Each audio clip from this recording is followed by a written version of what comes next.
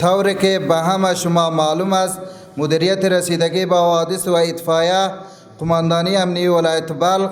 از جمله اطفایه های زون شمال به شمار می رود که همیشه کورس های آموزشی بخش های اطفایوی طبق درخواست ارگان های نظامی و ملکی دایر می نماید. قسمی که به شما بهتر معلوم است آمریت اطفایه بندر حیرتان یکی از آمریت‌های مدیریت مرکزی بوده که با پرسنل مسلکی و مجاهدین ورزیده و زحمتکش همیشه در خدمت هموطنان عزیز بندر حیرتان و مخصوصا تجار ملی می باشد. کم ملګری چې فارغ شوي دي د هغو څخه دا توقع ده چې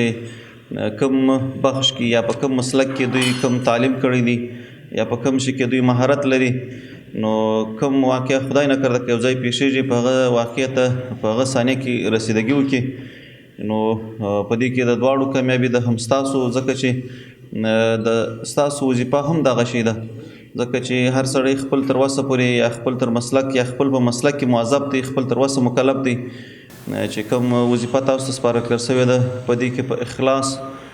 په صفا نیت خدمت وشي الله جل جلاله به ان شاء الله تاسو ته د دنیا او د آخرت په دواړو خوا کې برخه ګټه در نصیب په دې کې الله عزم شانو موږ ته هم په دې دنیا اجر راکړي او هم په هغه دنیا الله عزم شانو سبب و ذریعه د دخول جنت لپاره ګرځي. 4 ساعته اطفایه باید داسې حساس واوسیږي داسې محرک واوسیږي تلیفون یې فعال وساتل سي شعبه یې فعال وساتل سي موټر یې فعال وساتل سي ټوله تجهیزات او امکانات یې باید فعال وساتل سي په کومه صحنه په کومه دقیقه په کومه ساعت کې چې یو واقعه صورت نسی په هغه صحنه کې باید د ځان ورسي.